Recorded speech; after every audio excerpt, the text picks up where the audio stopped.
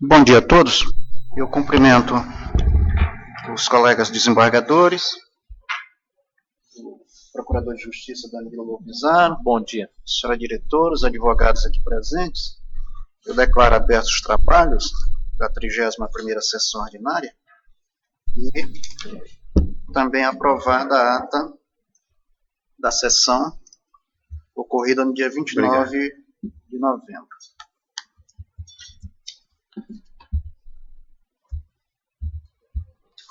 Eu justifico as ausências da desembargadora Denise Bonfim, presidente do tribunal, que está em gozo de licença-prêmio, desembargadora Eva Evangelista, em viagem oficial, o desembargador Francisco de Jalma, também em gozo de licença-prêmio, o desembargador Júnior Alberto, em gozo de licença-prêmio.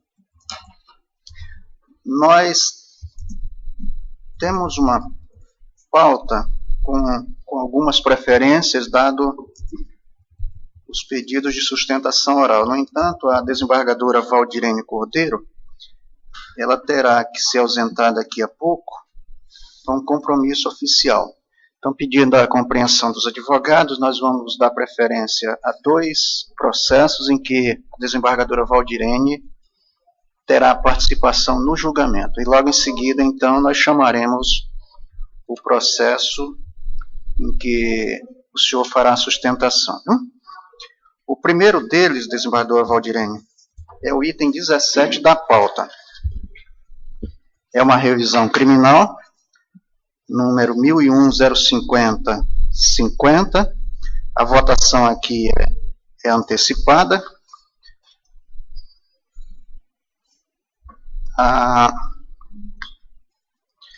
Está anotado o impedimento do desembargador Elcio Mendes. O encaminhamento do voto é julgando parcialmente procedente a revisão e eu ouço os procuradores de justiça. Excelentíssimo senhor presidente, excelentíssimos senhores desembargadores, ilustres advogados, seleta assistência.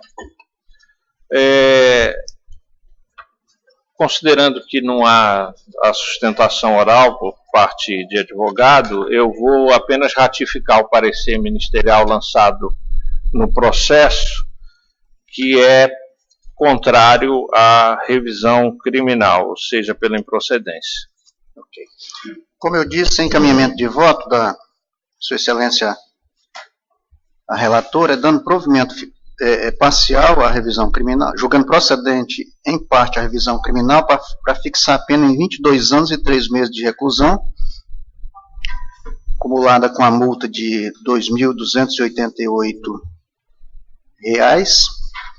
e evidentemente que o regime inicial para o cumprimento da pena é o fechado. Eu colho somente o voto do desembargador Pedro Ramos. Tem a posição anterior. Contrário à revisão. Desculpe, deixa eu ver a revisora aqui, a desembargadora Regina, já votou, acompanhando, e agora eu colho o voto da desembargadora Cesarinete. Eu acompanho a divergência. Acompanhando a divergência. O desembargador Pedro Ramos votou divergente. Divergente. E julgando improcedente. Ok. Então, a revisão criminal parcialmente procedente, por maioria. Divergentes, os desembargadores Pedro Ramos e Cesarinete Angelim. O item seguinte, ainda com a participação da desembargadora Valdirene, é a revisão criminal 157242. A desembargadora Cesarinete Angelim, a relatora, a revisora, a desembargadora Valdirene Cordeiro. O revisionando aqui é Joel Jordão Vieira da Silva, revisionado o Ministério Público. O advogado Wendel Alves irá sustentar pelo revisionando no prazo regimental. Desembargadora Cesarinete, com a palavra.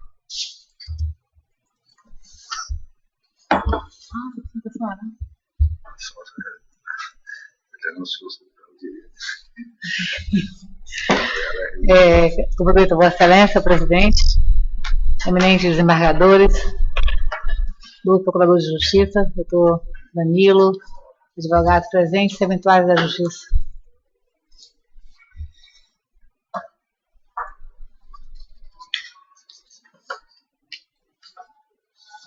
Só um pouquinho que eu estou falando aqui.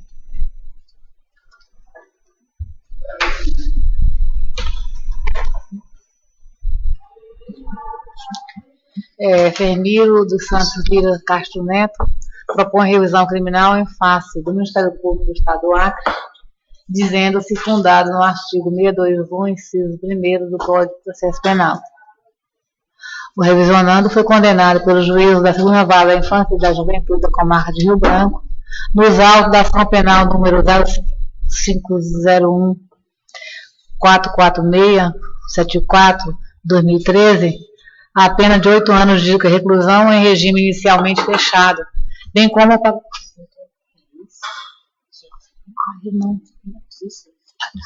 Desculpe, narrador, estava obrigado, tá vendo o outro.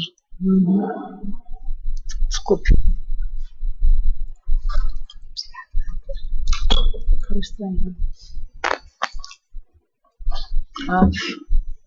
Bem.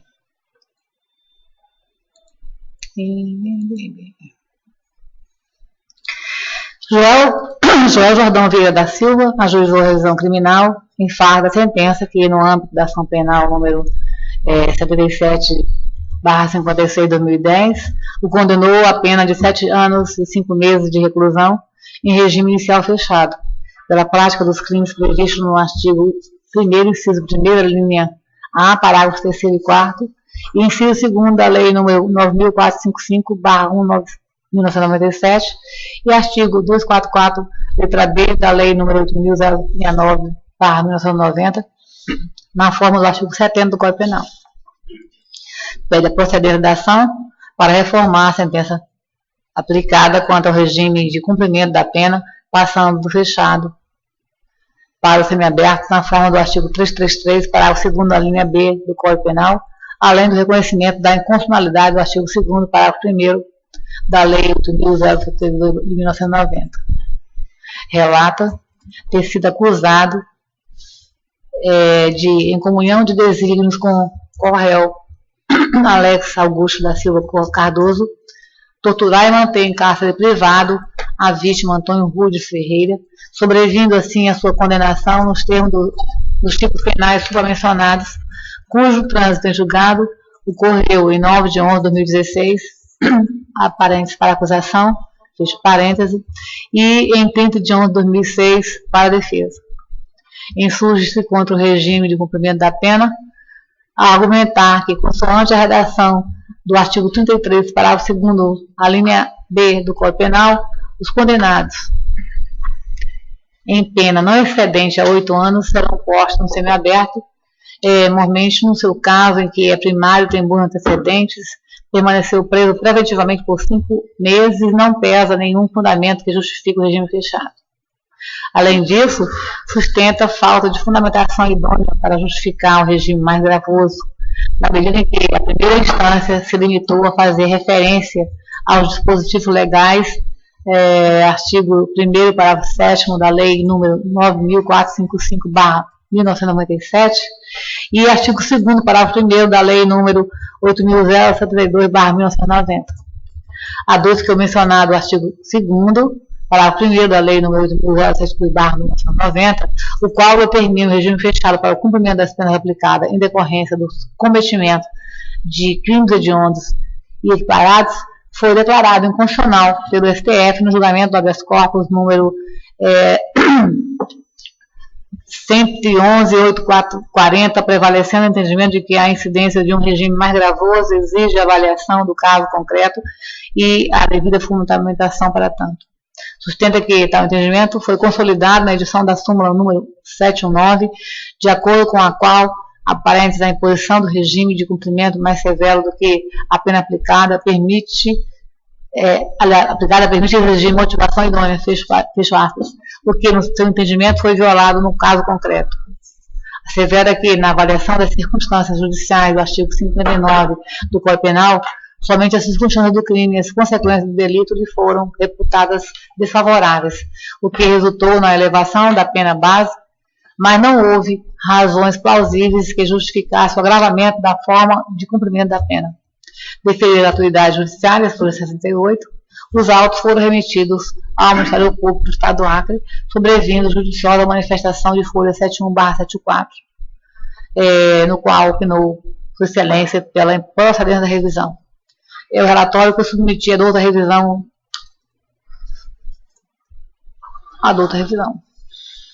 Excelência. Com a palavra, então, o advogado Wendel, que irá sustentar pelo revisionando no prazo regimental. Muito obrigado, Excelência. Meu muito bom dia a todos. Meu enorme satisfação, Excelências, eu cumprimento todos aqui presentes, na figura do Dr. Samuel, que preside essa sessão. No Judiciário Acreano, a sustentação no plenário era uma das que faltavam no meu currículo. É uma enorme satisfação, é a minha primeira ocasião no plenário. Não tinha sustentado para tantos desembargadores, eu estava ali sentado, do nada foi anunciado, eu tomei um susto, por isso que ainda não estava aqui na tribuna. Mas é uma enorme satisfação.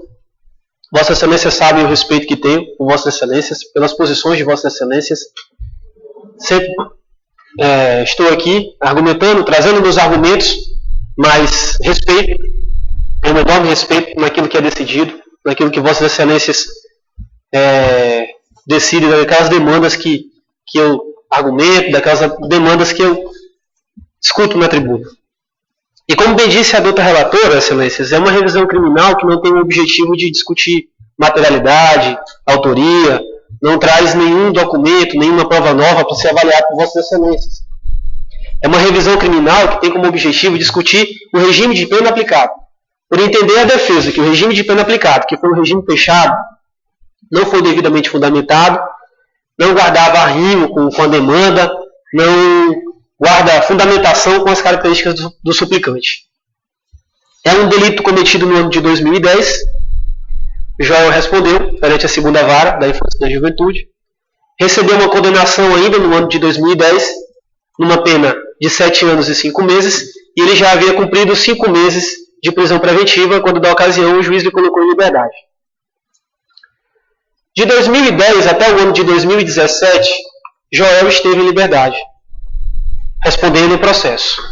Essa demora no tramitar e na execução se deu porque a Defensoria Pública, à época que acompanhava os fatos, interpôs recurso de apelação e vinha discutindo alguns pontos que, na ocasião, a Defensoria Pública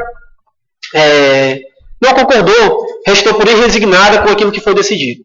Por isso que só no ano de 2017, precisamente no mês de abril de 2017, é que se iniciou a execução. Transitou em julgado, o Tribunal de Justiça devolveu os autos à vara de origem, foi gerado a PEC, que é o processo de execução, e Joel foi colocado para cumprir a pena. O que nos chamou a atenção, Excelências, nesta demanda, além desse lapso de tempo em que o réu estava respondendo em liberdade, trabalhando, não se envolveu em nenhum outro delito, é que quando foi fundamentar a sua decisão de manter o réu em regime fechado, ainda que a pena tenha ficado abaixo de 8 anos, o magistrado de primeiro grau tão somente mencionou os artigos de lei. E a sua decisão não é ilegal, porque na ocasião os artigos de lei eram válidos. A Lei de Crimes Hediondos, por exemplo, estabelecia que o réu condenado nas penas daquele instituto, daquela lei, desde já iniciaria o cumprimento da pena em regime fechado. Mas em 2011, posterior à sentença, o Supremo Tribunal Federal entendeu que aquele dispositivo de lei, os tribunais superiores entenderam que aquele dispositivo de lei era inconstitucional, que era necessário fundamentar, assim como o Código Penal estabelecia, e estabelece que a pena pode sim, ainda que o quanto de pena seja para semiaberto ou para aberto, pode o juiz alocar o réu em regime fechado, desde que devidamente fundamentado. E isto era uma disposição, Excelências, da Constituição também. A Constituição já trazia em seu livro, a Carta Magna já trazia em seu mandamento a necessidade de fundamentação. Então, a defesa entende que não bastava mencionar os artigos de lei. Se fazia necessário que o magistrado elencasse e trouxesse toda uma fundamentação que justificasse o cumprimento da pena em regime fechado. Tendo em vista que a pena ficou em 7 anos e 5 meses, e o Código Penal estabelece que até 8 anos pode ser cumprido pena em regime semiaberto, e a depender do quanto de pena, até mesmo em regime aberto. Eu junto tudo isso, excelências, e argumento também as características do réu. A gravidade do delito, por si só, não é parâmetro para alocá-lo em regime fechado. Se fazia necessário uma avaliação de outros requisitos. E a defesa mencionou que na avaliação das circunstâncias do artigo 59, a defesa entende que o paciente teve uma avaliação satisfatória em relação ao artigo 59, além do que cumpriu todo esse andamento do processo, toda a instrução processual em liberdade, compareceu em todos os atos processuais, não turbou a instrução processual, e desde 2010 até o ano de 2017 estava em casa trabalhando e não se envolveu em nenhum outro delito. Então nós estamos diante de um paciente, de um réu, que pode sim cumprir sua pena em regime semiaberto. Pode sim continuar o seu trabalho, os planos de casamento, que já estava prestes a casar. Não estamos buscando aqui que ele não cumpra sua pena. Nós estamos aqui discutindo materialidade de autoria, tentando eximir ele de suas responsabilidades. Nós estamos tão somente requerendo que o regime de pena seja aplicado no semiaberto, pelo quanto de pena, pelas características do suplicante e pelo fato que a defesa entende que a fundamentação do magistrado que aloca o réu em regime fechado, não somente mencionando os dispositivos da lei ora vigentes, é uma fundamentação que carece de maior materialidade, uma fundamentação que carece de um maior argumento que nos faça entender e convencer que Joel Jordão realmente necessite cumprir sua pena em regime fechado. Então, é bem simples a sustentação, excelências. É tão somente neste sentido. Não sei se terei outras oportunidades de sustentar na presença de vossas excelências neste ano de 2017. Então, desde já agradeço e desejo um Feliz Natal, um próspero ano novo para todos. E que o ano de 2018 seja de muito trabalho, muita saúde e muita paz. Muito obrigado. Nós agradecemos e parabenizamos o advogado Wendel pela sustentação feita. Sou procurador Danilo Lovisaro com a palavra. Excelentíssimos senhores desembargadores, insigne advogado que sustentou da tribuna, no presente caso, como bem salientado pelo advogado, a revisão criminal se assenta na discussão quanto ao regime de pena, regime para o cumprimento de pena estabelecido na sentença. O regime inicial para cumprimento de pena foi o fechado e pretende a defesa, por meio da revisão criminal ora interposta, que seja transmutado esse regime para o regime mais brando, que seria o semiaberto. O entendimento do Ministério Público é contrário a essa pretensão, por alguns argumentos que eu pretendo alinhavar aqui em plenário. Em primeiro lugar, não há como se fazer uma articulação ou uma comparação com a inconstitucionalidade estabelecida na Lei de Crimes Hediondos. A Lei de Crimes Hediondos trazia a expressão integralmente fechado. E a lei do crime de tortura, que é aquela que se aplica especificamente nesse caso, fala em inicialmente fechado.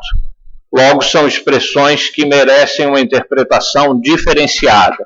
Além disso, a lei de tortura é uma lei posterior à lei de crimes hediondos. Logo, o legislador estava ciente perfeitamente do cabimento e da possibilidade de se fixar um regime inicial mais rigoroso para um determinado tipo de crime, que é aquele crime de tortura.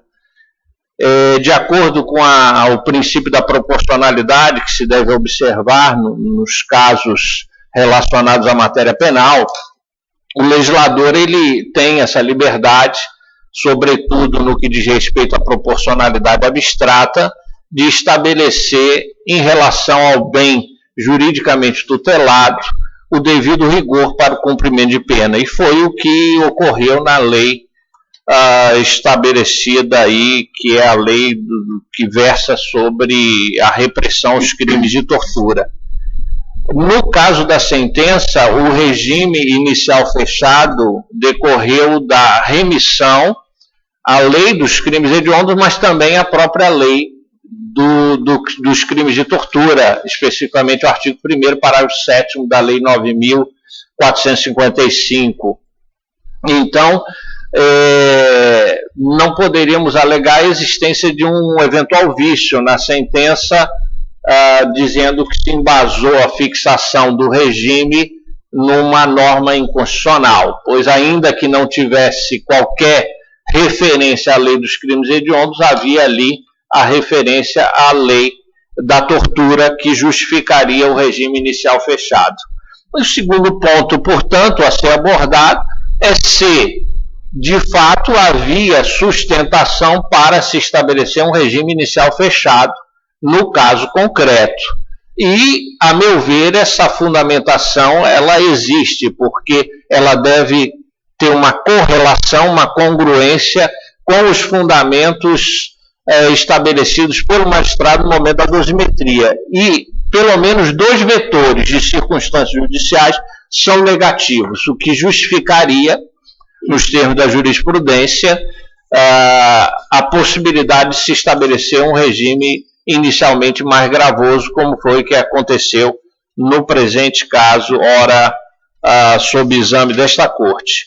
Com base nesses fundamentos, inclusive reiterando a posição do próprio Supremo Tribunal Federal, no HC 12.3316, que de relatoria do eminente ministro Marco Aurélio, em que reconhece que não há inconstitucionalidade na lei dos crimes de tortura ao estabelecer a possibilidade de cumprimento no regime mais gravoso, inicialmente fechado, acrescendo ainda que os fundamentos estabelecidos pelo juiz no momento da dosimetria estão devidamente fundamentados e justificam esse cumprimento mais gravoso, o Ministério Público entende que a revisão, a pretensão veiculada nesta revisão criminal não deve ser acolhida.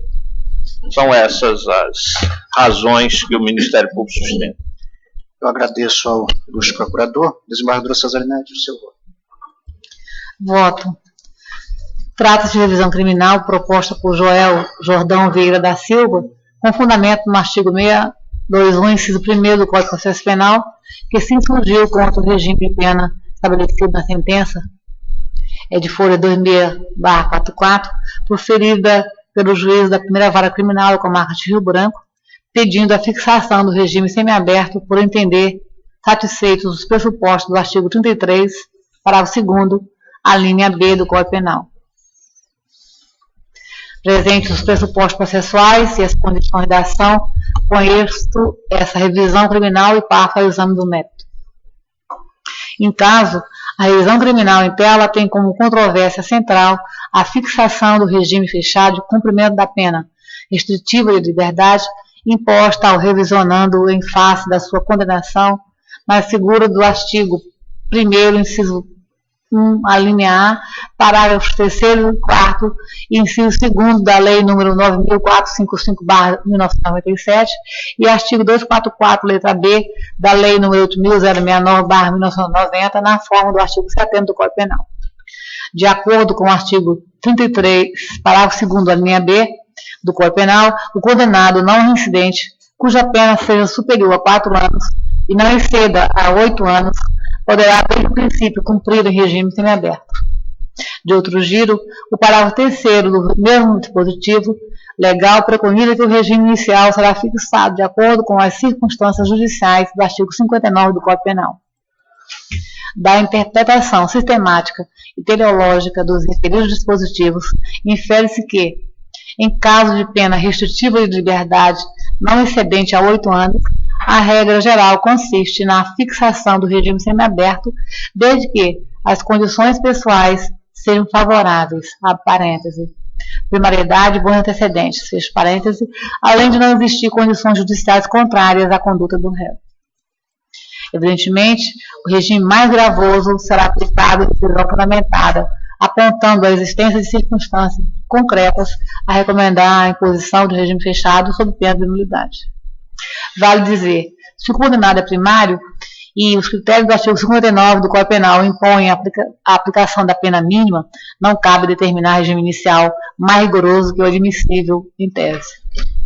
Nessa senda, a orientação jurisprudencial foi sedimentada, como bem demonstra a redação da súmula número 719 do Supremo Tribunal Federal, que dispõe, abro aspas, a imposição do regime de cumprimento de pena mais severo do que a pena aplicada permitir exige motivação idônea, fecho aspas. Entretanto, no tocante ao crime de tortura, o parágrafo 7º do artigo 1º da Lei nº 9.455/1997, cumulado com o parágrafo 1º do artigo 2º da Lei nº 8.072/1990, prescreveram que os condenados neste tipo penal iniciarão o cumprimento da pena em regime fechado, independentemente do quanto da pena restritiva de liberdade aplicado ao caso concreto. Ressalto que a legislação não vedou a progressão do regime, mas tão somente definiu que o regime inicial sempre será o fechado, ao passo que o artigo 2º, parágrafo 2º da Lei nº 8.072 de 1990, com a redação dada pela Lei nº 11.464 de 2007, estabeleceu critérios diferenciados para a progressão em crimes hediondos, prática de tortura, tráfico de droga e terrorismo, mais rigorosos do que usualmente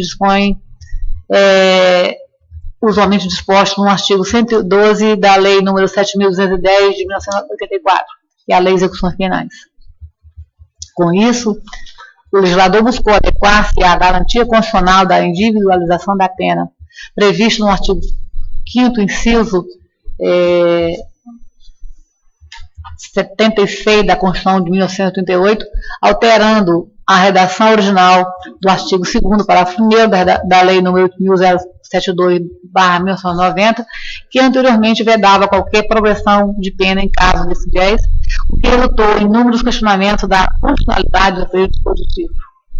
A norma que vinculou o regime inicial fechado em crime de tortura também está sendo alvo de constantes impugnações perante o Supremo Tribunal Federal, sob o argumento de inconstitucionalidade em favor da garantia da individualização da pena. A jurisprudência ainda não está sedimentada, havendo precedentes inclinados para ambas as correntes. Porém, esta relatora firma o convencimento de que o dispositivo legal não padece de inconstitucionalidade, pois a individualização da recrimenda não ficou prejudicada à medida que, posteriormente, se o condenado cumprir os requisitos da legislação, poderá ingressar no regime semiaberto. Para ilustrar essa linha hermenêutica, transcreve-se trecho do brilhante voto do eminente ministro Marco Aurélio, relator do habeas corpus, número 123/16/SE, recentemente julgado no Pretório Excelsius em Verbes. Abro aspas. O que se verifica quanto ao segundo paciente? A Josimar, não cabe articular que a lei que foi rotulada como a lei dos crimes hediondos, porque a regência específica, a lei 9.455/97, que define os crimes de tortura e implementa outras providências, veste expressamente que, abro aspas, o condenado por crime previsto nessa lei, salvo a hipótese do parágrafo 2º, fecho aspas, que é se omitir quando se tem que tomar uma providência considerando o crime de tortura, iniciará. Não se trata de regime totalmente fechado, sem a progressão, o cumprimento da pena em regime fechado. Foi o que disse. Como a Constituição Federal remete à regência da individualização da pena ao legislador comum, este fez uma opção, para mim válida, diz o ministro, ao prever que, considerada a gravidade da tortura, a pena deve ser cumprida, ainda que fixada no mínimo previsto para o tipo, sendo, portanto, as circunstâncias judiciais positivas, inicialmente em regime fechado, ocorrendo posteriormente à progressão. A essa altura, creio que se tivessem sido presos, os pacientes já devem ter progredido. STF, HC número 123, 316/SE, primeira turma, relator ministro Marcos Aurélio, julgado em 9 de 6 de 2015. Grifei. Feitas essas observações iniciais sobre a controvérsia, nota-se que, no fluente caso, a argumentação do revisionando consiste na alegação de que satisfaz os requisitos legais para a obtenção do regime semiaberto, assim como se apoia na linha de raciocínio que o regime mais gravoso foi aplicado sem a devida fundamentação. Pois bem, conforme a sentença proferida pelo juízo de origem, juntada às folhas 2000/44 dos autos, o revisionando engendrou crimes de tortura e corrupção de menores, uma vez que, no dia 3 de 1 de 2010, subjugou a vítima Antônio Rúdio Ferreira, portadora de deficiência física, interpelando-a mediante coação física e psicológica pelo suposto furto de uma carteira de propriedade do Correio Alex Augusto da Silva Cardoso.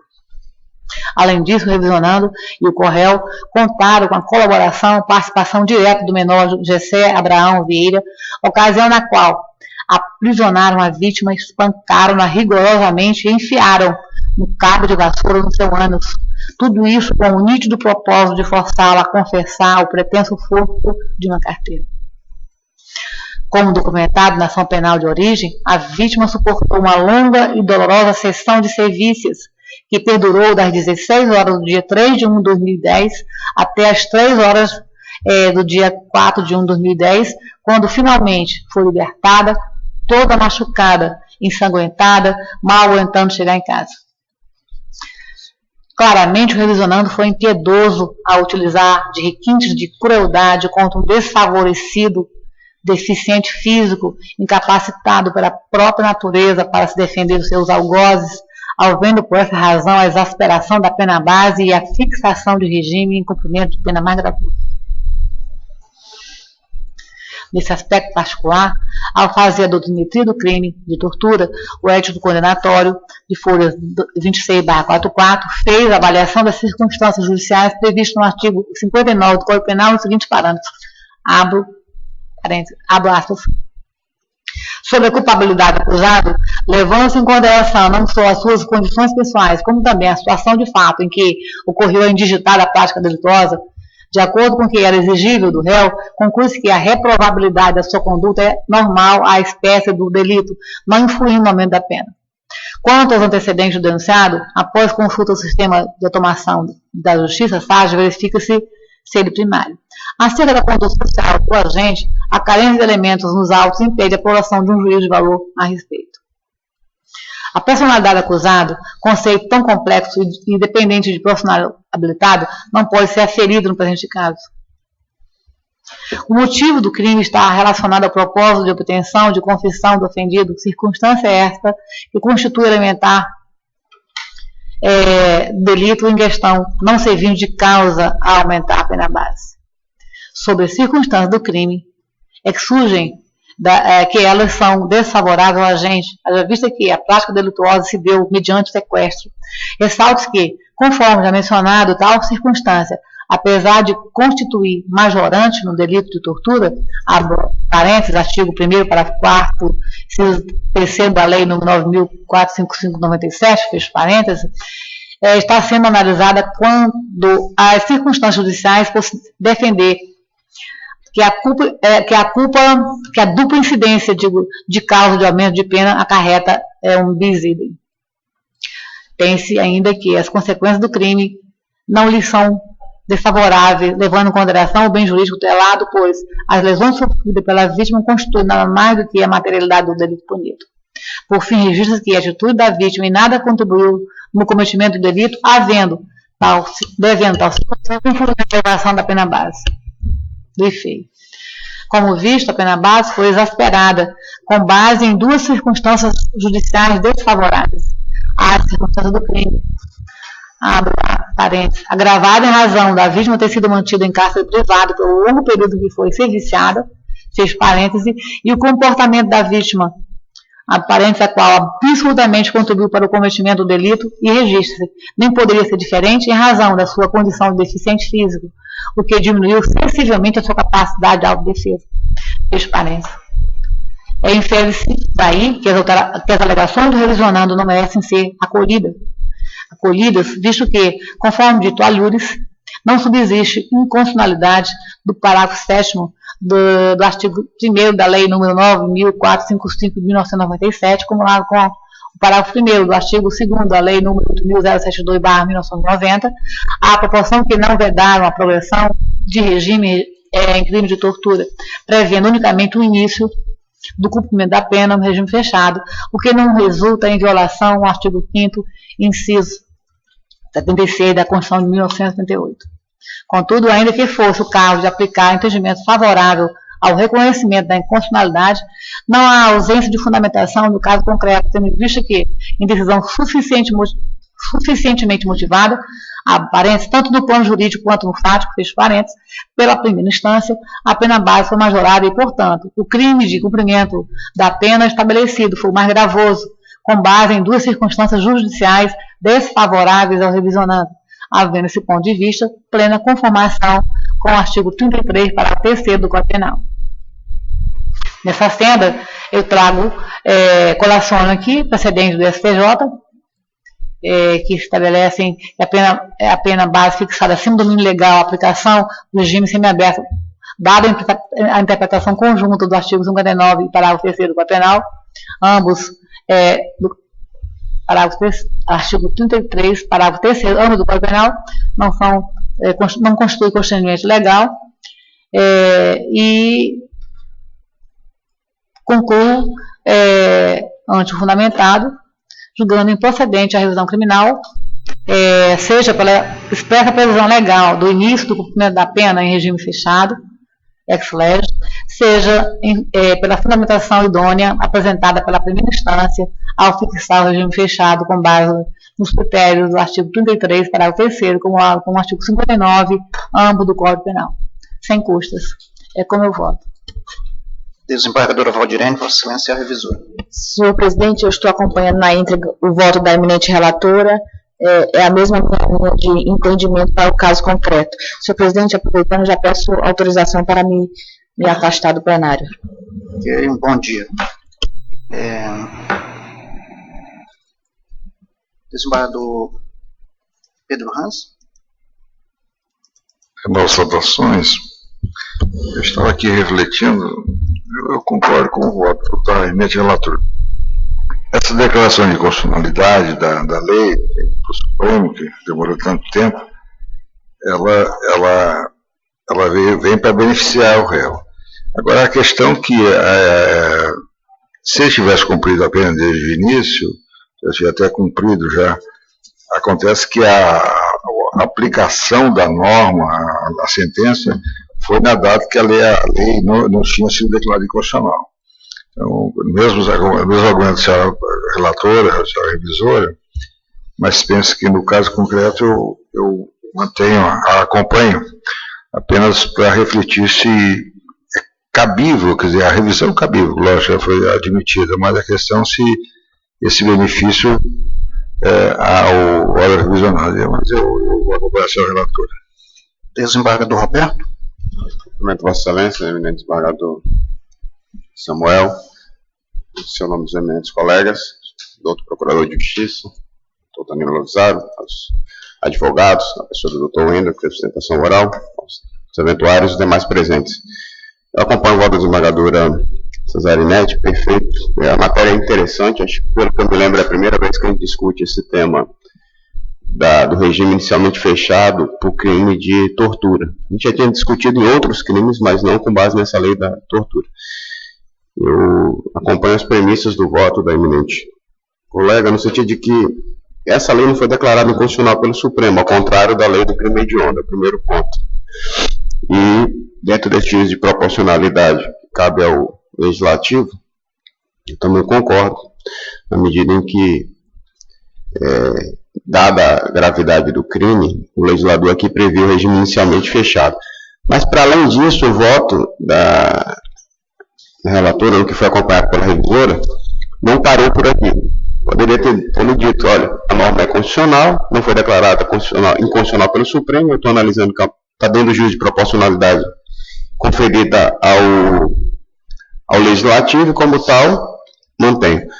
Mas o voto vai além, na medida em que analisa o caso concreto, identifica as circunstâncias judiciais desfavoráveis, e em razão disso,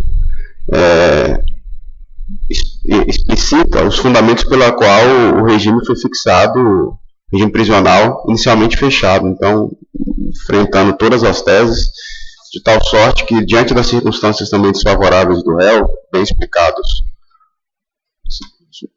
no voto e por todos esses destaques, eu acompanho integralmente o voto da eminente relatora pela improcedência da revisão criminal. A desembargadora Regina e os desembargadores Laudivon e Elcio confirmam os votos já lançados? Senhor presidente. Regina. Vai votar. Pois não. Acho que não votei no virtual esse. Tinha votado. Já? Já? Então, eu estou parabenizo o cumprimento de Vossa Excelência, senhor presidente, senhora relatora, senhores desembargadores, senhor procurador de justiça, senhor advogado, parabenizo mais uma vez pela sua brilhante sustentação, seu brilhante combate que sempre tem feito aqui as suas causas, parabéns, com todo o respeito a todos nós, mas eu vou acompanhar integralmente o voto da senhora relatora. Desembargador Laudivon. Senhor presidente, eu cumprimento Vossa Excelência, o eminente parte, o procurador de justiça, o doutor advogado, a secretária desta sessão e a seleta assistência. Eu pontuo que sigo integralmente o voto da senhora relatora, destacando que essa aparente antinomia que foi mencionada sobre o artigo 33, parágrafo 2º, a linha B do Código Penal, em face do artigo 1º, parágrafo 7º, da Lei 9.455, que é a Lei da Tortura, e o artigo 2º, parágrafo 1º da Lei 8.072, de 90, que trata dos crimes hediondos, é uma aparente antinomia, como já se vê, e as antinomias podem ser resolvidas pelos 3 critérios da especialidade, da hierarquia e da cronologia. E, no caso, trata-se de uma lei especial, são 2 leis especiais em relação ao Código Penal, de forma que não há dúvida de qual lei que deve ser aplicada na hipótese. Outro ponto que diz respeito sobre essa alegação da inconstitucionalidade trata da ofensa ao princípio da individualização da pena, previsto no artigo 5º, inciso 46 da Constituição Federal. E no ponto, eu destaco que a lei especial, ao prever a possibilidade de progressão do regime, automaticamente ela está dizendo, conforme o que diz a Constituição, que a pena está sendo individualizada, segundo as condições da pessoa, segundo as condições do apenado, e, portanto, não há nenhuma ofensa que se possa levantar nesse aspecto, tendo em vista que deixou o legislador, na sua ponderação de valores, o espaço para a análise das condições pessoais. Então, não há nenhuma inconstitucionalidade a reconhecer nesse ponto, e aí eu parabenizo a senhora relatora, e além disso, destacou a questão da fundamentação. E nesse aspecto também reconheço que o suporte fático da regra do artigo 1º, parágrafo 7º da Lei 9.455, foi preenchido totalmente, na medida em que ele diz que o regime será inicialmente fechado, ou seja, foi condenado e foi incluído, então, naquela previsão legislativa, que é categórica, não cabe ao judiciário analisar se cabe ou não, porque essa já foi uma ponderação feita pelo legislador quando analisou lá no Congresso para os crimes de tortura e os crimes hediondos. Uma vez enquadrado naquela situação, não há mais que se discutir que regime vai inicial. Então, o inicial é fechado. Agora, a progressão está assegurada para garantir a aplicação do princípio da individualização. Então, com isso, eu parabenizo o voto da eminente relatora, muito bem pontuado, e também cumprimento o doutor advogado, é uma missão árdua defender questões, mas nesta hipótese não há margem para o judiciário também decidir, uma vez que é o legislador quem fez a opção, e essa opção, na análise que faço aqui, não há nenhuma inconstitucionalidade. Eu acompanho a senhora relatora. Desembargador Elcio, acompanhador. Revisão criminal improcedente, unânime, né? Desembargador Cesarinete, o item 8º da pauta, também com votação tradicional, é o mandado de segurança número 1001-6656. Vossa Excelência, a relatora, o impetrante é Railson Estácio de Araújo, o impetrado, figura o Estado do Acre, o governador do Estado do Acre e o comandante-geral da Polícia Militar. o advogado Gustavo Lima irá sustentar pelo impetrante. Com a palavra, excelência. Renovo meus cumprimentos a todos. Railson Estácio de Araújo impetrou mandado de segurança contra o suposto ato ilegal perpetrado pelos excelentíssimos senhores comandante-geral da Polícia Militar do Estado do Acre e governador do Estado do Acre, os quais teriam indeferido seu pedido de retorno ao serviço ativo da Polícia Militar do Estado do Acre. Propugna pela concessão de medida liminar para retomar imediatamente ao serviço ativo da PM Acre, pois afirma preencher nesta data todos os requisitos legais. No mérito, pede a concessão da segurança e a consequente confirmação dos efeitos da liminar. Segundo o impetrante, no dia 1º de 2 de 2016, foi transferido a pedido para reserva remunerada, considerando ter completado mais de 30 anos de serviço militar. No entanto, diz ter protocolado pedido administrativo, a parêntese número 898, de 7 de 2017, em 2 de 1 de 2017, visando o retorno à ativa para estender mais ainda a sua contribuição com a segurança pública.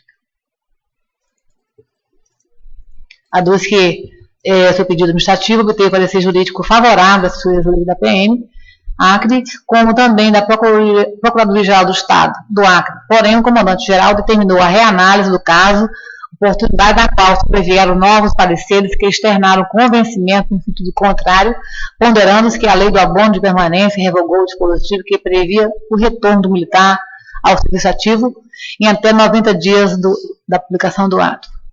Insurge-se contra o ato administrativo que indeferiu o seu retorno à ativa, asseverando que satisfaz os requisitos previstos no artigo 124 da Lei Complementar Estadual número 164 de 2006, acumulado com o artigo 25 da Lei número 8.112 de 1990, haja vista que é titular do direito de retratação ou desistência de exoneração ou aposentadoria. A parênteses, reserva no caso dos militares, fecha parênteses. Nessa linha argumentativa, sustenta que o ato impugnado feriu princípios basilares da administração pública, como a legalidade, a impessoalidade e a isonomia, visto que as inovações trazidas pela Lei de Abono de Permanência e pela Lei Complementar Estadual número 280/2013 não afetam o presente caso. Por fim, obtempera a existência dos pressupostos para a concessão da liminar, porquanto a fumaça do bom direito está embasada pela documentação acostada aos autos, a qual evidencia o direito livre e certo ao retorno das atividades militares, e o perigo da demora consiste no interesse público de aumentar o efetivo de policiais. A inicial está instruída com os documentos juntados às folhas 16/59. Em grau de compreensão prévia, a liminar foi indeferida. Notificadas as autoridades impetradas, apresentaram informações de defesa técnicas, folhas 67/75, acompanhadas de documentos de folha 76/125, salientando a inexistência de direito líquido e certo a ser tutelado pelo mandante. Desenvolvendo essa linha argumentativa, aduzem que o artigo 96 da Lei Complementar Estadual número 164/2006 previa a possibilidade de conversão de abono de permanência militar com tempo para ingressar a pedido na reserva remunerada, cuja regulamentação estava contida na Lei Estadual número 1691 de 2005. Contudo, de acordo com as autoridades impetradas, os dispositivos supracitados foram expressamente revogados pela Lei Complementar Estadual número 280/2013. Assentam, por isso, que, quando o impetrante optou pela reserva remunerada, há muito tempo, não mais existia a opção legal de um nativo retornar ao serviço ativo institucional. Assentam que o pedido de retorno está calcado no artigo 81, parágrafo 1º, a linha N da Lei Estadual número 64/2006, dispositivo que perdeu eficácia, no seu entendimento, por absoluta incompatibilidade com a extinção do abono de permanência, motivo pelo qual a única possibilidade jurídica de retorno ao serviço ativo é a do artigo 124 da Lei Complementar Estadual número 64/2006, ou seja, mediante ato convocatório do Governo do Estado do Acre, em hipóteses taxativamente previstas. externo, com o convencimento de que o militar que voluntariamente optar pela reserva remunerada não tem amparo normativo para manifestar arrependimento, de maneira que a pretensão do impetrante esbarra no princípio da legalidade, haja vista que a administração pública não pode agir contra a lei. Emitidos auto à Procuradoria-Geral da Justiça, as folhas 131. Decorreu o prazo em aulas para a manifestação do parquê, conforme a certidão de folhas 133 dos autos. Relatório. Com a palavra, o ilustre advogado para sustentar pelo impetrante. Prazo regimental. Excelentíssimo senhor presidente, doutor desembargador Samuel Evangelista, excelentíssimos senhores desembargadores, membros desta Egrégio Tribunal de Justiça, gostaria de transmitir minha imensa admiração que tenho por vossas excelências, que julgam aqui nesta Egrégio Tribunal com bastante imparcialidade e bastante senso de justiça, e gostaria de cumprimentar os demais presentes aqui nesse momento. No presente caso, trata-se aí de um pedido de mandado de segurança para que o impetrante retorne, né, aos quadros da Polícia Militar, já visto que o mesmo exerceu brilhantemente sua profissão por 30 anos e pediu para ir para a reserva remunerada no ano de 2016. O decreto foi publicado em outubro e em janeiro ele pediu a retratação do pedido de reserva. Nos pareceres que estão nos autos, foi amplamente demonstrado, nos primeiros pareceres, no parecer da Polícia Militar, no parecer da Autarquia Estadual de Previdência, a CREPREV, no parecer da Procuradoria-Geral do Estado, que é perfeitamente possível a concessão do pedido do impetrante, em razão de o princípio basilar da administração pública, que é o princípio da supremacia do interesse público, é o princípio que deve ser cumprido, porque o princípio público prevalece sobre os interesses particulares. E se o Estado, se a administração pública não primar pelo cumprimento, pela proteção desse princípio, ela perde a sua razão de existir, de existência, principalmente em tempos de carência de pessoal da Secretaria de Segurança Pública. E verifica-se também que os requisitos para o seu retorno estão preenchidos, sendo que, conforme também tem um relatório aí da sessão de promoção, que diz que o cargo pela qual o militar ocupava não foi preenchido. Se não foi preenchido, então é possível o retorno dele. E também verifica-se também que tem um parecer da Procuradoria que se baseou em outro parecer, que é o parecer 240/2013, que é semelhante ao presente caso, que diz que trata-se de um ato que não foi, um ato jurídico que não foi acabado. Por quê? Porque ele deu entrada no pedido para ir para a reserva remunerada e ele continuou exercendo o cargo. Aí foi publicado o decreto retroativo, informando que foi em outubro, mas ele continuou exercendo. Então, logo após, ele pediu para retornar. Portanto, não é um ato jurídico perfeito e acabado, até porque também não houve o recebimento das verbas rescisórias decorrentes do seu exercício profissional pelo período de 30 anos. Portanto, senhores desembargadores, a defesa, o impetrante pugna para que seja concedida a segurança em nome do princípio da supremacia do interesse público, do princípio da legalidade, que estão esculpidos na Constituição Federal. Temos em que pede deferimento. Agradeço e parabenizo o advogado pela sustentação. Senhor Procurador de Justiça, tem a palavra. Excelentíssimos senhores desembargadores, excelentíssimo doutor advogado que sustentou a tribuna, este caso seria o equivalente do ponto de vista administrativo a uma reversão. impetrante ingressou na reserva mediante pedido, saindo, portanto, das fileiras militares da Polícia Militar do Estado do Acre, e posteriormente entendeu que seria mais oportuno para ele retornar novamente à ativa. Daí a impetração do presente mandamos. Ocorre que o fundamento previsto para a reversão estava amparado em alguns dispositivos legais que previam essa possibilidade. Esses dispositivos legais deixaram de existir, porque a lei foi revogada, todos os dois dispositivos legais foram revogados pelo artigo 124 da Lei Complementar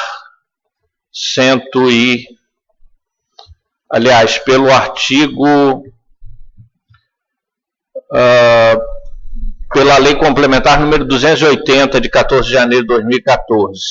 Né? Essa lei diz, ficam revogadas, no seu artigo 3º estabelece, ficam revogadas a lei número 1691, de 21 de dezembro de 2005, e o artigo 96 da Lei Complementar número 164, de 3 de julho de 2006. Portanto, o direito líquido e certo, que é aquele direito que é demonstrado de forma inequívoca, que se pode vislumbrar ictu oculi, aquele direito que demonstra a plausibilidade jurídica da tese, ele já se encontra prejudicado diante da revogação dos dispositivos legais que permitiam essa reversão. A alegação de que seria um interesse público e que a administração deve pautar a sua atuação pela supremacia, pelo princípio da supremacia do interesse público, eu também entendo que não tem guarida neste caso, porque o interesse público, do ponto de vista de interesse público primário, é aquele interesse geral da administração e não o interesse aqui que se demonstra propriamente do ponto de vista individual do impetrante. Afirmo isso porque o fato de não ter sido preenchida a vaga, como ele alega, é algo que na vida militar não corresponde de fato à realidade, pois quando um militar entra para a reserva, abre-se imediatamente uma vaga na escala hierárquica. Portanto, isso vai dar ensejo à promoção de outros oficiais e à sequência da vida militar, que é pautada sobretudo na hierarquia. Então, é necessário preencher essa vaga e, além disso, existe, como é sabido aí pela própria imprensa, concurso em andamento. Toda essa movimentação na carreira militar depende efetivamente da saída de alguns para que outros venham a dar seguimento na carreira militar. Daí até uma das justificativas para a limitação do serviço em 30 anos, além de, obviamente, toda a periculosidade que a profissão aí já, por natureza, significa. Então, eu entendo que o cargo em si, isso é uma discussão que não é pacífica dentro dos autos, até porque há informação também da própria Polícia Militar dizendo que essa escala hierárquica ela foi aberta no momento em que ele entrou para a reserva. Eu entendo que o direito líquido e certo não está demonstrado. Outro aspecto que me leva ao convencimento de que esse direito líquido e certo não está demonstrado é que, diante da ausência desses dispositivos legais que permitiriam a sua reversão,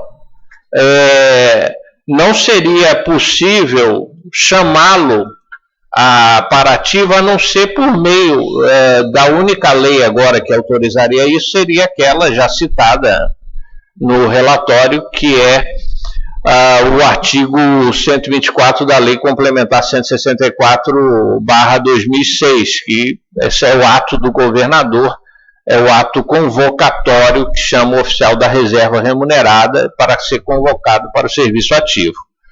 De qualquer forma, a reversão, como bem assentado nas informações, não é um direito potestativo do impetrante, né? Que direito potestativo é aquela espécie de direito subjetivo em que o poder atribuído ao sujeito do direito, ele pode modificar a esfera jurídica do sujeito subordinado a esse direito. Então, pode modificar, extinguir ou transformar algum tipo de obrigação. O direito potestativo, se eu sou detentor titular desse direito potestativo, a minha mera afirmação de ser detentor desse direito, eu consigo alterar a esfera jurídica do sujeito que está subordinado ao meu direito. É o que ocorre, por exemplo, pegando uma ilustração aqui da vida civil, num caso de um contrato de compra e venda, quando se estipula arras penitenciais. Se eu simplesmente paguei as arras penitenciais e deixo, né, de cumprir o contrato, aquelas arras vão servir como ressarcimento e não há aí nenhuma impossibilidade de se rescindir o contrato, porque simplesmente é a minha vontade que faz vincular a vontade do sujeito que está subordinado ao meu direito. Isso é o direito potestativo. No caso do impetrante, não é a vontade dele exclusiva que vai vincular a vontade da administração. Então, efetivamente, o interesse público aqui a ser demonstrado teria que ser a própria administração ter esse interesse, mas ela não sustenta a necessidade da sua reversão.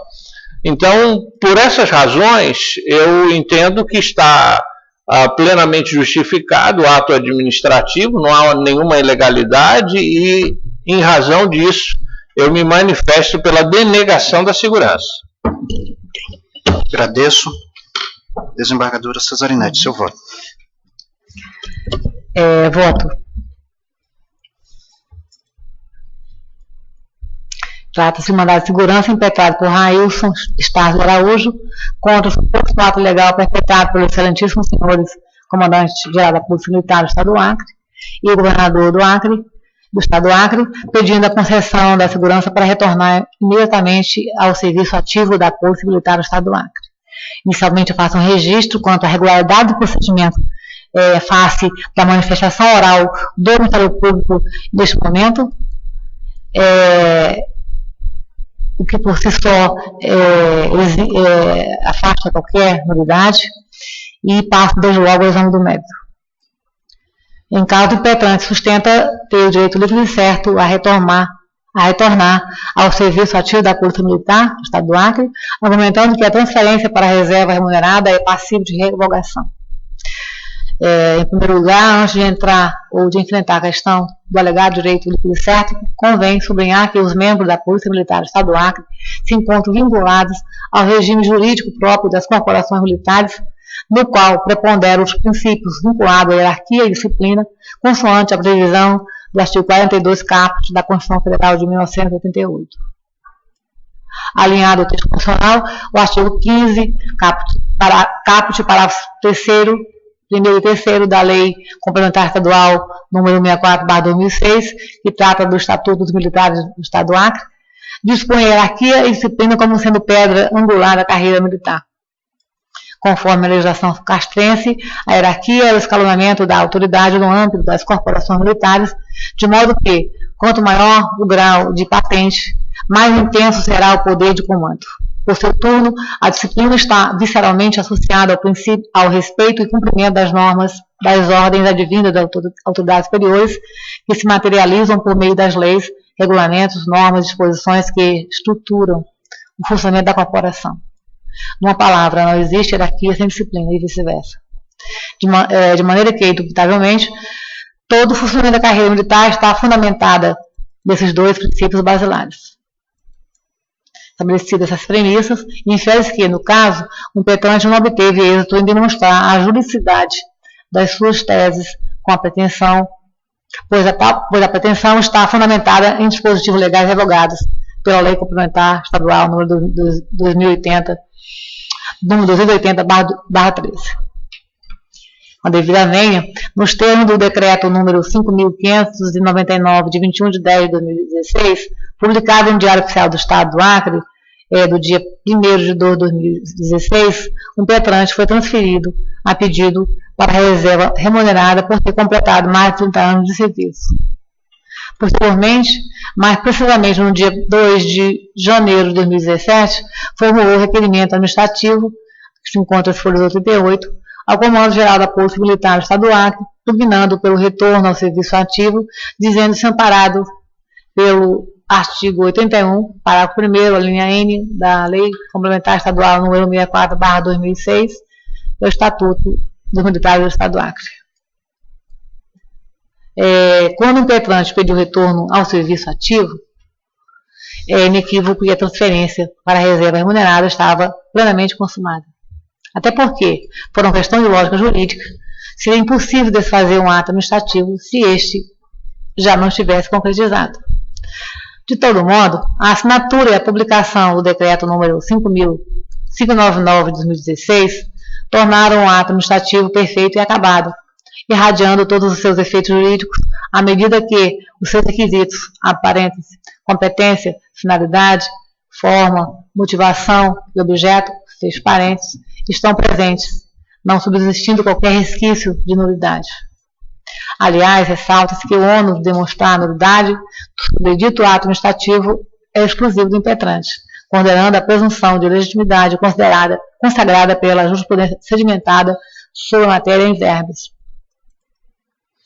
Constitucional, estava aqui um fragmento jurisprudencial nos seguintes termos. Os atos administrativos gozam de presunção de legitimidade, cabendo ao interessado a prova de sua nulidade, de modo que, do arcabouço relacionado aos autos, não se extrai prova apta a eludir a presunção da qual se reveste o ato proferido pela comissão do concurso, do táxi mutante, ou o distingue, na teoria do distingue aqui, no qual se reveste o ato proferido, no caso, comparado no concurso, que conclui pelo improvimento do recurso e de redução da nova prova oral. Aqui é um julgado do STJ, recurso de mandado de segurança 41.785/RS, segunda turma, redator ministro Humberto Martins, julgado em 5 de 2 de 2013. Logo, perfilhando-se aos precedentes representados pelo julgado paradigma supracitado, é inevitável pontuar que, em existindo prova pré-constituída no acervo probatório a descortinar a nulidade do ato, a transferência para a reserva remunerada assume contornos de fato consumado, em vista da presunção de legitimidade do decreto número 5.599/2016. Sendo válido o referido ato administrativo, dispõe-se que este foi consumado na vigência da Lei Complementar Estadual número 280/2013, que revogou o abono de permanência previsto no artigo 96 da Lei Complementar Estadual número 64/2006, que é o Estatuto dos Militares, retirando, por conseguinte, o direito que os militares estaduais tinham de pedir o retorno às suas atividades dentro do prazo de 90 dias, mediante o pagamento do referido abono. Por outras palavras, antes do advento da citada Lei Complementar Estadual número 280/2013, os militares que estavam na reserva remunerada tinham o direito público subjetivo de pedir, no prazo de 90 dias, o retorno para o serviço ativo, e, além disso, receberiam um abono de permanência, ou seja, um incentivo para permanecerem trabalhando. Entretanto, pelo princípio consagrado pelo artigo 2º caput da Lindeb, de que a norma antiga é revogada pela norma mais nova, o legislador reformador suprimiu esse direito dos militares, de forma que, uma vez colocado na reserva remunerada, o militar não tem mais a faculdade de pedir o retorno para o serviço ativo. Em suma, o apontado direito do incerto foi extinto, deixando de existir no arcabouço jurídico, haja vista que, pela interpretação sistemática do ordenamento jurídico, estão revogados os artigos 96 e 81, a linha N, ambos da Lei Complementar Estadual número 64/2006, os quais versam sobre o direito em comento. com essa alteração legislativa, o que permanece no sistema jurídico é a possibilidade de o oficial da reserva remunerada ser convocado para o serviço ativo por ato do governador, dentro das hipóteses taxativas do artigo 124 da Lei Complementar Estadual número 164/2006. Entretanto, a inteligência do comentado dispositivo legal é no sentido de que não existe o direito subjetivo do militar ser convocado, considerando que esse é um ato discricionário do chefe do Poder Executivo, que, observando as hipóteses legais, pode ser executado segundo um critério de conveniência e oportunidade. Com efeito, inexistindo direito subjetivo à convocação do oficial da reserva remunerada, o judiciário não pode se subrogar na posição do administrador, sob pena de violar o princípio da separação dos poderes.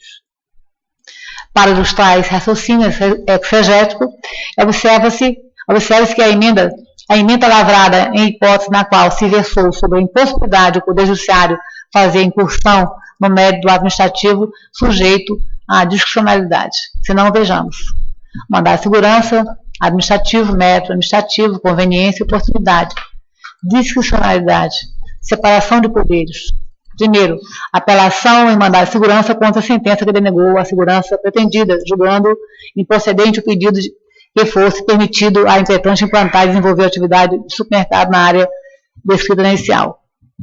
2. Compete ao judiciário tão somente o controle da legalidade e da legitimidade dos atos administrativos, não lhe cabendo exercer juízo de mérito, pois apenas a administração cabe a avaliação dos critérios de conveniência e oportunidade. O Poder Judiciário não pode substituir o administrador, impondo a medida mais adequada a ser adotada diante de um caso concreto, pois isso violaria um dos princípios basilares do Estado Democrático de Direito, qual seja, a separação dos poderes.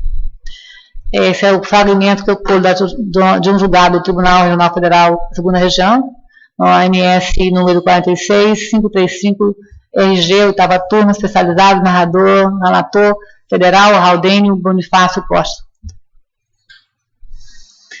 Nessa senda, considerando que a convocação de oficial da reserva é um indubitável ato administrativo discricionário do chefe do Poder Executivo, o judiciário não pode fazer exame de mérito, abre parêntese, avaliação da conveniência e oportunidade, fecho parêntese, substituindo o administrador sob pena de violação do princípio da separação dos poderes. Aqui diz o artigo 2º da Constituição Federal de 1978, sendo reservado apenas o controle da legalidade que não restou violado no caso concreto. Antifundamentado, voto pela denegação da segurança por ausência de direito líquido e certo a amparar a pretensão do impetrante. Custos pelo impetrante cuja exigibilidade fica suspensa pela concessão da gratuidade judiciária. Artigo 98, parágrafo 3º do processo de 2015. É como voto. Os colegas têm acréscimos a fazer nos votos já avançados ou vão ratificá-los? Então, os votos lançados foram ratificados no sentido de acompanhar o voto da relatora, proclamentando que o mandado de segurança foi denegado à unanimidade.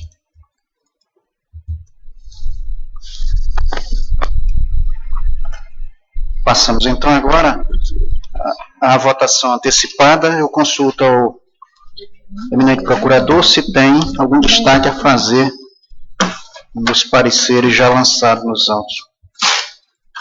Excelência, me parece que esse item 10 da pauta já foi julgado, né? Ele foi retirado. Foi retirado. Foi retirado. E eu só tenho uma divergência, que é em relação ao item 13. Item 3, não? Estou me manifestando pela rejeição dos embargos. Ok. O item 1 da pauta é o mandado de segurança 100.235.78, relatora desembargadora Cesarinete. O impetrante aqui é Valteir Leite dos Santos, o impetrado é o secretário de Estado da Gestão Administrativa, secretário de Saúde e o governador do Estado do Acre. A preliminar de ilegitimidade passiva dos secretários de Estado apontados.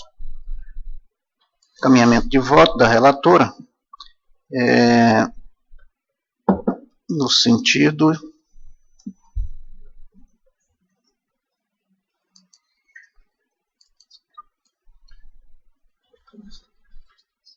de afastar,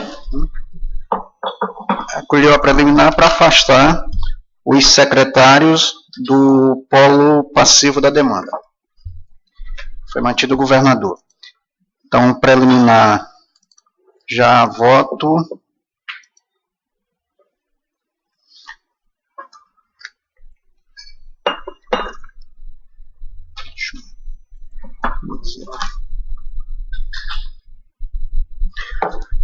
Todos vão estar acompanhando o voto da relatora, preliminar, rejeitada unânime.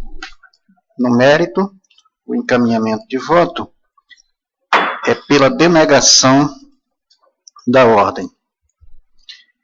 E a votação, então, essa decisão é unânime. Senhor presidente, a preliminar foi acolhida. Acolhida para afastar os dois secretários do polo passivo.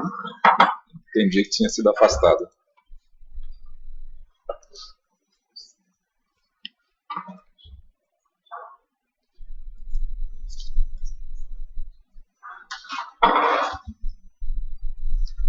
Mas não gera porque foi aberto, né, o prazo.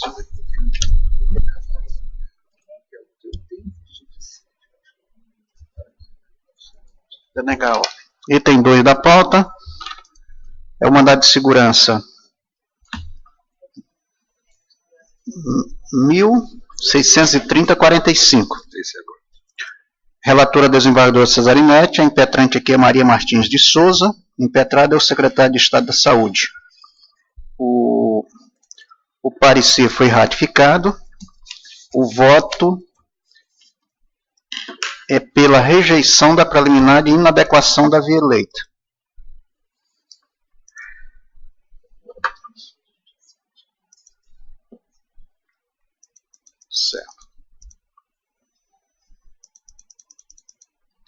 Certo.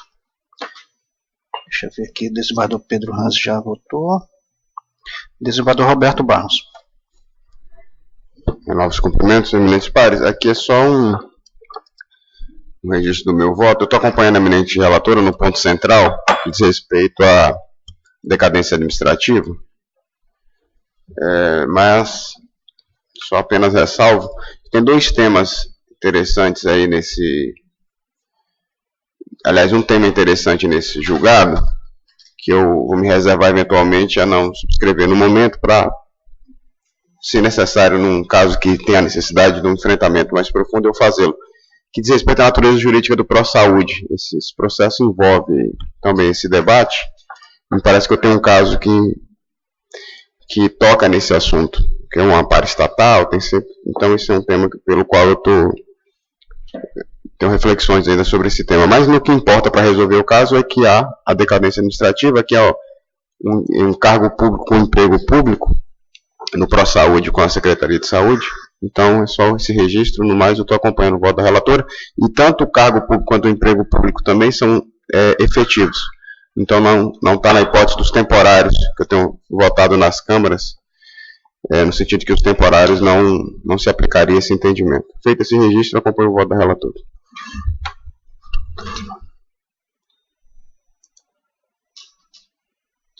Pedro Hanzi.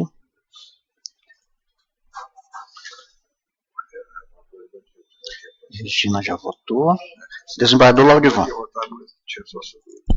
Senhor presidente, particularmente quanto à preliminar de legitimidade passiva, eu acompanho a senhora relatora para rejeitar, entendendo que esta pró-saúde tem caráter público e empresta, portanto, também esse mesmo caráter aos cargos da entidade. Eu acompanho para rejeitar a preliminar de legitimidade passiva. Na verdade, é a de inadequação da via eleita que nós estamos votando. Aliás, inadequação, né? Então, vamos ao ponto aqui. Sim, exatamente, eu só fiz a leitura do tempo. Inadequação da via eleita em razão de de ser um órgão que não comportaria um mandado de segurança. No caso, entendo que comporta um mandado de segurança pelo caráter dessa paraestatal. Ok. Então, a preliminar de inadequação da via eleita foi rejeitada à unanimidade. Tem uma prejudicial, que é a de decadência, que o voto da relatora foi encaminhado no sentido de examinar juntamente com o mérito, né? E nesse sentido, ela foi acolhida, foi declarada a decadência da administração e, via de consequência, o mandado de segurança foi concedido. Desembargador Roberto. Ok. Desembargador Laudivon. Senhor presidente, neste ponto, eu peço vênia à eminente relatora, e até como coerência da minha linha que venho adotando aqui. Já nos autos 1.346.71 de 2016, quando então foi proferido o acórdão 9.113 da relatoria desembargadora Valdirene, eu tinha manifestado o entendimento de que não se poderia invocar a decadência quando se estava em discussão a violação a dispositivo da Constituição Federal. E nesta mesma linha, eu então discorri no meu voto o seguinte: e consoante a jurisprudência do Supremo Tribunal Federal, situações de direta violação a regras constitucionais não se convalidam pelo decurso do tempo, não lhes sendo aplicáveis regras de decadência ou prescrição previstas em normas infraconstitucionais. E consta lá, na observação do ministro Luiz Fux: certo é o reconhecimento da necessidade de fixação de prazos decadenciais para o exercício do poder-dever de autotutela, sendo a estabilização das relações jurídicas pelo decurso do tempo consequência necessária do princípio da segurança jurídica. Porém, muito mais importante do que isso é a assertiva de que, quando estamos diante de uma afronta literal ao texto constitucional, é inadmissível que tenhamos uma norma legal que termine por proteger a perpetuação de determinado ato eivado de inconstitucionalidade desde o seu berço. E aí, no meu voto também, eu disse que, partindo-se desta premissa, é juridicamente impossível a incidência da regra de decadência extraída do artigo 54 da Lei 9.784 de 99 para estabilizar a eventual situação de acúmulo de cargos em empregos públicos em desconformidade com o comando extraído no artigo 37, inciso 16 da Carta Constitucional. E eu cito o precedente do Superior Tribunal de Justiça, no que diz o seguinte: no agravo regimental, no agravo em recurso especial, 415.292, da relatoria do ministro Mauro Campbell, de 3 de 12 de 2013, em que diz: não ocorre a decadência do direito de administração pública em adotar procedimento para equacionar ilegal a acumulação de cargos públicos, uma vez que os atos inconstitucionais jamais se convalidam pelo mero decurso do tempo. E aí, baseado nesta manifestação, nesta declaração de voto, fui voto vencido. Entretanto, houve um recurso, um agravo em recurso especial ao STJ, naquele mesmos autos em que havia essa manifestação, e o Superior Tribunal de Justiça, então, na ocasião, reformou a decisão deste tribunal, devolvendo a matéria para continuidade do julgamento, entendendo o seguinte: conhece do agravo e dá provimento a recurso especial para afastar a decadência reconhecida, determinando o retorno dos autos ao tribunal de origem para que prossiga o julgamento do mandado de segurança, como entender de direito. E no julgamento do mandado de segurança, ao retornar aqui, esta corte, então, prosseguiu com o julgamento já reconhecendo que não seria possível afastar a decadência, uma vez que era matéria decidida pelo STJ. E, então, neste caso, entendendo que seria a mesma situação, mantenho o mesmo entendimento, entendendo que não é possível admitir a decadência em face da disposição de norma constitucional, e no mérito, particularmente, manifesto pela denegação da segurança, entendendo que não é possível, no caso concreto, a acumulação dos cargos mencionados no presente mandamos,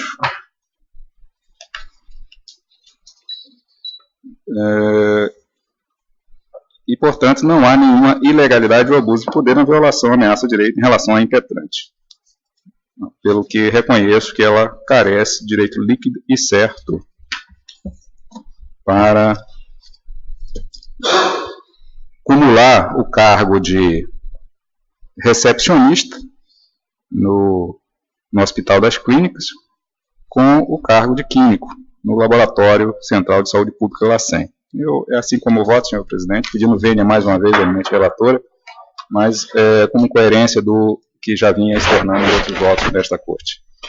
Decide o tribunal por maioria, acolher a prejudicial de decadência e, via de consequência, conceder a segurança. Divergente, o desembargador Laudivon Nogueira, que afastou a prejudicial de mérito e denegou a segurança.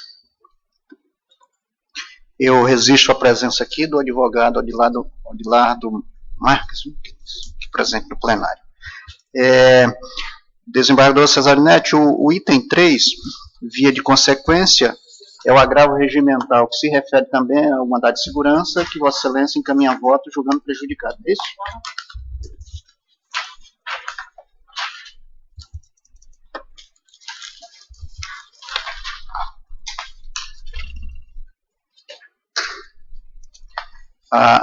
Esse agravo regimental é contra a decisão que indeferiu a medida liminar nesse mandado de segurança que nós acabamos de julgar. E o voto da relatora no sentido de julgar prejudicados. Os colegas estão de acordo? De acordo, sim. Então, agravo regimental prejudicado unânime. Item 4 da pauta, mandado de segurança 1001-25664, a desembargadora Cesarinete Angelinha, relatora, a impetrante aqui é Maria do Espírito Santo Bernardo da Costa, são impetrados o secretário de Saúde do Estado do Acre e o da Gestão Administrativa também do Estado do Acre, e ainda o governador do Estado do Acre. O parecer foi ratificado, que não tem preliminares, né? Caminhamento de voto da relatora é pela denegação da ordem.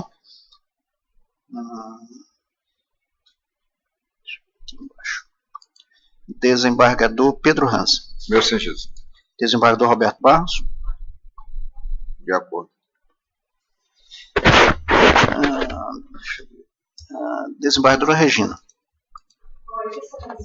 Agora é o item 4. Desembargador Laudivon já votou. Desembargador Elcio. Mandado de segurança denegado, unânime. Item 5 da pauta é o mandado de segurança 1001-703-52. A desembargadora Cesarinete Angelim é a relatora. Impetrante é Maico Anderson da Silva Lima. O impetrado é o secretário da Gestão Administrativa e o secretário de Estado da Polícia Civil. Então, a preliminar de...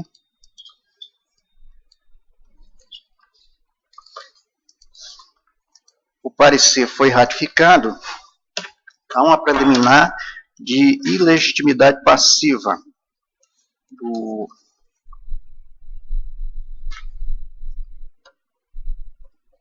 É do órgão, né?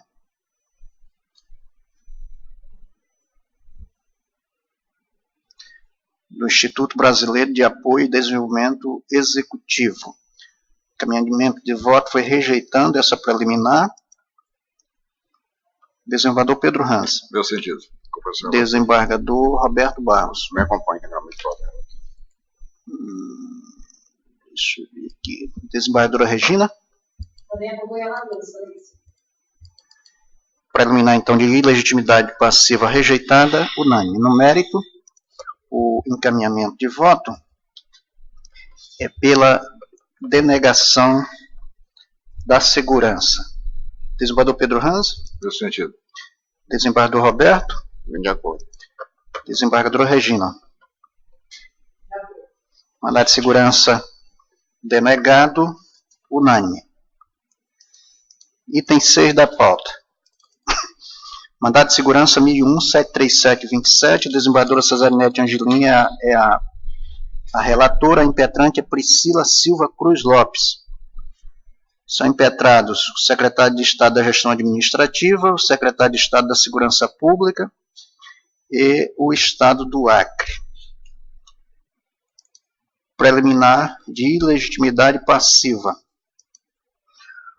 O parecer foi ratificado. O encaminhamento de voto da relatora é para rejeitar essa preliminar. Desembargador Pedro Ranz. Estou de acordo, acompanho. Desembargador Roberto Barros. De acordo. Desembargadora Regina. Laudivânia. Preliminar de ilegitimidade passiva rejeitada, unânime.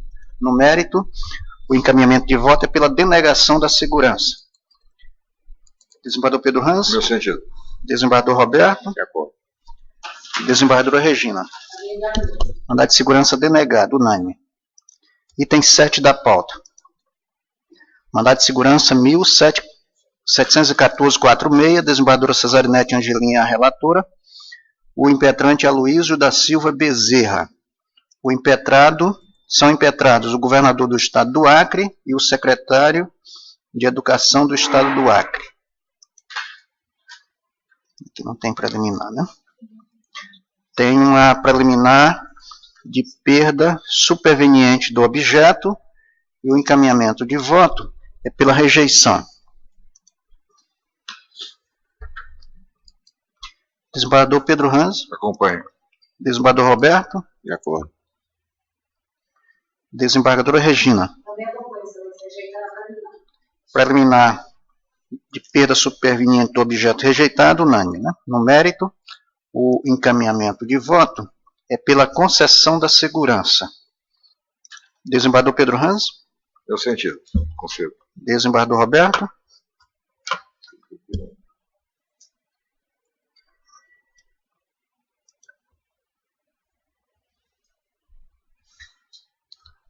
De acordo. Desembargadora Regina. Negócio de escola. Mandado de segurança concedido, unânime. Item 8 da pauta. Julgado, né? Já foi julgado. Item 9 da pauta. Mandado de segurança 1001-6741. O que eu fiz aqui? A desembargadora Regina Ferrari é a relatora.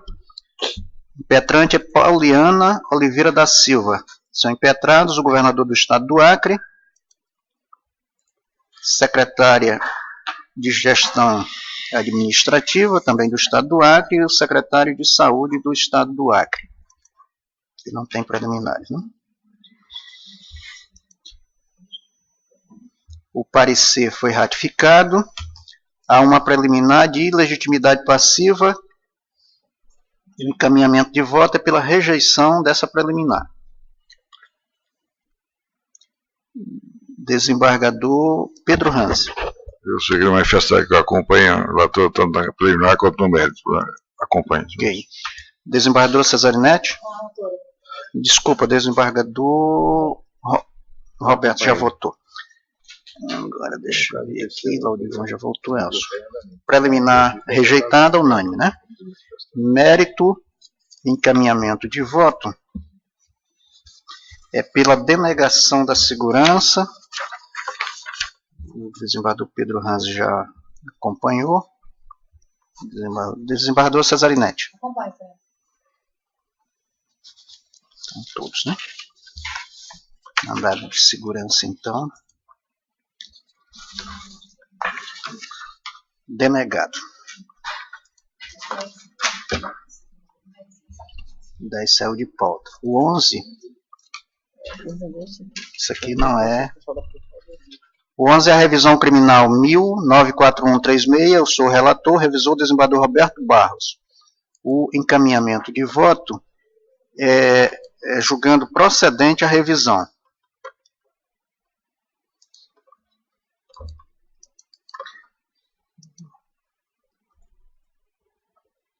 Quem? Elcio já. Peraí que eu estou só confirmando aqui. Falta o desembargador Elcio. Revisão criminal procedente, unânime, viu? 12. Exceção de suspeição, 100.277.30, desembargador Cesarinete Angelina, relatora, recipiente aqui é o Ministério Público do Estado do Acre, excepto a juiz de direito, Adamácia Machado e Frederico Felipe Augusto Gomes da Silva. Parecer ratificado. O encaminhamento de voto é pela rejeição da exceção.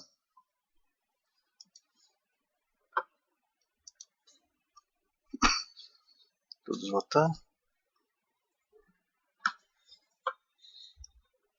Todos já votaram, né?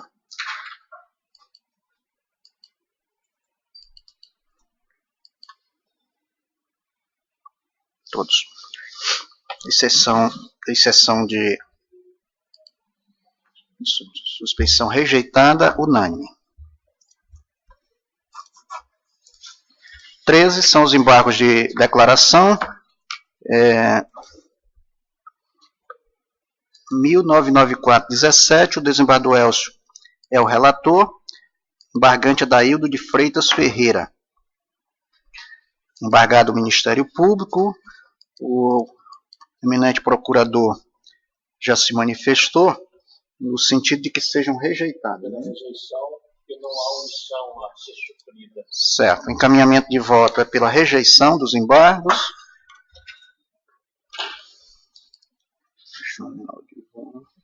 Cesarinete. Pedro Hans já votou. Desembargadora Cesarinete.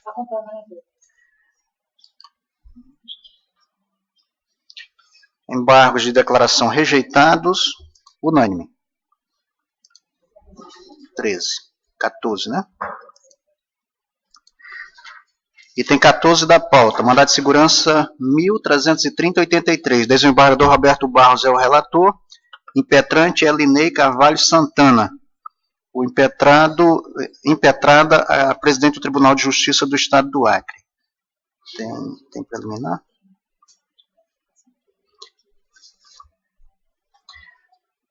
A preliminar o parecer foi ratificado, a preliminar de inadequação da via eleita, o eminente procurador encaminhou voto para analisar com mérito, não é isso? Desembargador Roberto. E o encaminhamento de voto é pela concessão parcial da segurança. Todos votaram. Essa decisão, então, é unânime, né? Concedendo parcialmente a ordem. Nós vamos substituir o voto da desembargadora Valdirene, que ela tinha votado. Então. 15. Mandado de segurança 1001-30690, desembargador Elcio é o relator. Que não tem preliminar, né? O parecer foi ratificado e o impetrante aqui é Romário Gomes Machado, impetrada a secretária de Estado da Gestão Administrativa, impetrado o governador do Estado do Acre. O eminente relator encaminhou o voto denegando a segurança. E todos votaram. Essa decisão é unânime. Mandado de segurança denegado, unânime. 16. Já foi julgada. 17 também já foi julgado. Nesses desembargadores, vamos à nossa pauta. E é o tempo que eu agradeço aos colegas desembargadores, ao procurador de justiça, os advogados, os servidores que aqui compareceram. E antes de facultar a palavra, nós temos um pedido, já conversei com alguns colegas, para que seja feita uma sessão extraordinária na terça-feira. até porque é o encerramento do ano judiciário. Eu procurei aqui, desembargador Roberto, mas não encontrei, porque, salvo engano, tinha uma resolução, né, do CNJ que está na Loman, né? Nós temos pouquíssimos processos, desembargadores. Na verdade, são, acho que 2 ou 3 processos a pedido da desembargadora Eva. Agora, muito bem, a questão é que nós temos, na terça-feira, uma sessão da Câmara Criminal, né, que nós chamamos essa sessão para terça-feira, para que não deixemos pendência, né? Vamos fazer a ordinária na sexta, e o que chegar na sexta, após a sessão, e na segunda-feira nós iremos julgar na terça-feira. Mas conversei aqui com o desembargador Elcio, agora aproveitando que o desembargador Pedro Ramos, para que nós comecemos às 7h30. Sexta-feira? Vai ser pesado. Entrar em contato com na terça. Entrar em contato com o Ministério Público, para que nós comecemos às 7h30, e aí daria para nós terminarmos até às 9 horas, né? Às 9 horas, então, nós teríamos a sessão do Pleno, que são pouquíssimos processos, porque às 10 horas tem a sessão da primeira Câmara, né? Da primeira Câmara Civil. Parece-me que dessa forma nós não iremos prejudicar nenhum dos órgãos, né? Podemos encaminhar dessa forma? De acordo, senhor. Tem uma outra questão também, que eu deixei, o desembargador Djalma parece-me que ele retorna hoje ao meio-dia, amanhã ele já estará em exercício da presidência do tribunal. Então, a portaria com os plantões, né, com os plantonistas, eu deixarei com ele, porque, num primeiro momento, ele tinha se disposto a trabalhar no plantão. Depois, a assessoria dele informou a diretora que talvez ele não quisesse. Mas, como ele estará no exercício, nós já temos, de certo, a desembargadora Valdirene, que ficará até o dia 23. O desembargador Elcio... Checo já coloquei à inteira disposição. 29, mas de qualquer forma... À inteira disposição, se tiver. Se for necessário, ele ficará. Mas, como eu disse, repito, o desembargador Djalma chegando, aí ele verá se vai dividir esse restante com o desembargador Elcio. E publicará. Eu então faculto a palavra. Simplesmente reiterar meus agradecimentos pela participação e atenção de todos os desembargadores. Aproveitar para desejar aqui um feliz ano novo, boas festas, um feliz Natal para aqueles que eu não tiver mais contato no decorrer desse final de ano, embora esteja escalado para a sessão criminal de sexta-feira, e eventualmente acabam me designando para outra sessão aqui nesse pleno, o que para mim é sempre um grande prazer. Então, de qualquer forma, aproveitando essa oportunidade, ficam aqui os meus votos a todos os desembargadores de boas festas e de que o ano próximo, vindouro, seja um ano muito bom para todos nós, com muita saúde e muitas realizações a todos. Muito obrigado. Desculpa, excelência, estendo também ao advogado meus votos, aos servidores desta casa, aos policiais militares. Também fica aqui a extensão, né, desses votos de boas festas a todos. Muito obrigado. Em nome do tribunal, nós retribuímos os votos feitos pelo eminente procurador, dizendo que é sempre uma satisfação contar com a sua presença em quaisquer dos órgãos do Tribunal de Justiça. Eu declaro, então, encerrados os trabalhos da presente sessão, convocando para a sessão extraordinária do dia 19 às 9 horas. Esses trabalhos estão encerrados. Obrigado.